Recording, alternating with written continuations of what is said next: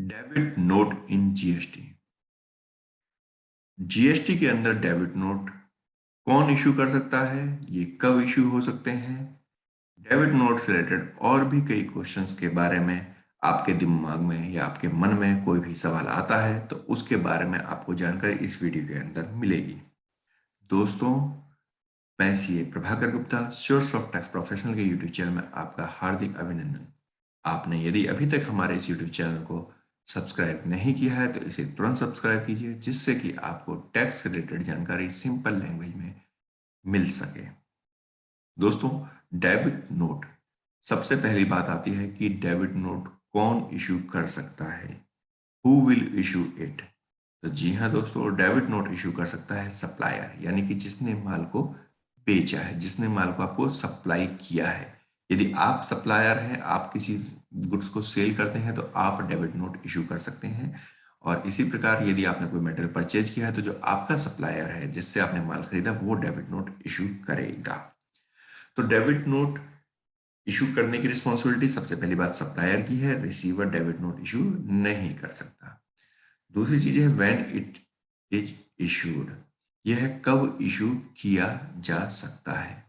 तो देखो दोस्तों, डेबिट नोट कब इशू करते हैं, जब इंक्रीज इन टैक्सेबल वैल्यू, मैं कोई गुड्स को सेल कर रहा हूं, बाद में मैंने आपको माल को सप्लाई कर दिया, बाद में ये क्लियर होता है कि जी इसके रेट्स कुछ बढ़ गए हैं, हमें अपने इनवॉइस में जो हमने इनवॉइस जनरेट की उसमें वैल्यू या रेट हमने गलत लगा दिए या कम लगा दिए।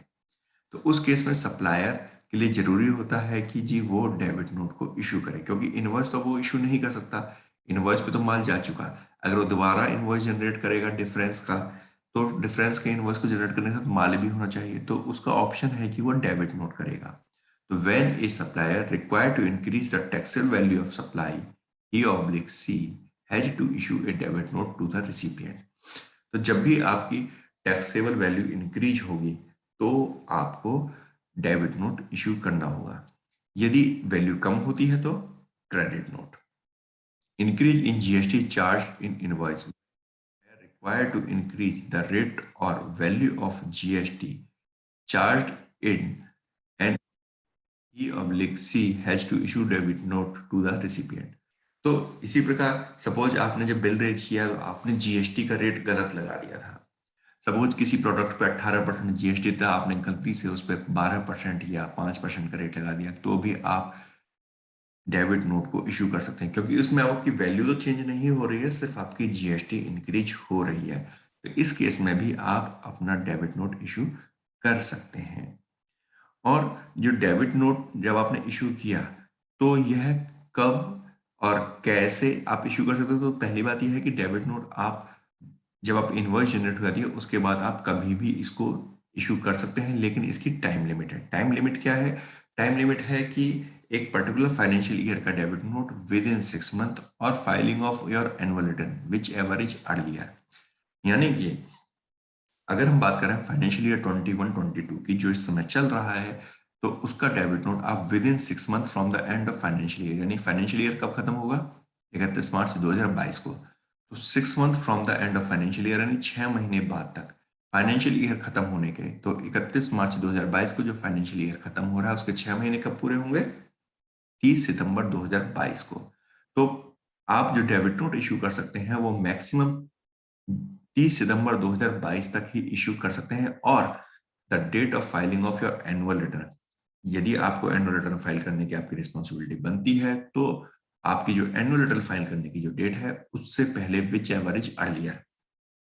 तो एनुअल रिटर्न यदि आप अगर 31 अगस्त को फाइल करते हैं तो आप डेबिट नोट 31 अगस्त तक ही सबमिट कर सकते हैं, इशू कर सकते हैं। यदि आप एनुअल रिटर्न आप 30 सितंबर के बाद फाइल करते हैं तो 30 सितंबर आपकी लास्ट डेट होगी, यानी सितंबर महीने की जो जीएसटी की रिटर्न जाएगी अक्टूबर में, उस रिटर्न में आपको डेबिट नोट को शो करना होगा, इंडिकेट करना होगा।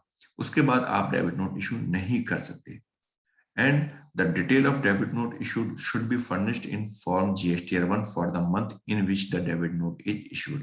तो नॉर्मली जो GSTR1 आपकी जाती है उसके अंदर आपको डेबिट नोट शो करना होगा। तो बेसिकली डेबिट नोट आप उस महीने में शो करेंगे जिस महीने में आपने डेबिट नोट इशू किया है, तो उस महीने के GSTR 1 के अंदर आप डेबिट नोट इशू करेंगे। और जैसा मैंने आपको पहले बताया कि आप debit note maximum 6 month from the end of financial year तक ही आप इशू कर सकते हैं। तो दोस्तों, आपको ये जानकारी कैसी लगी हमें कमेंट बॉक्स में कमेंट जरूर कीजिएगा। और अगर अभी तक आपने हमारे चैनल को सब्सक्राइब नहीं किया है तो इसे तुरंत सब्सक्राइब कीजिए। धन्यवाद।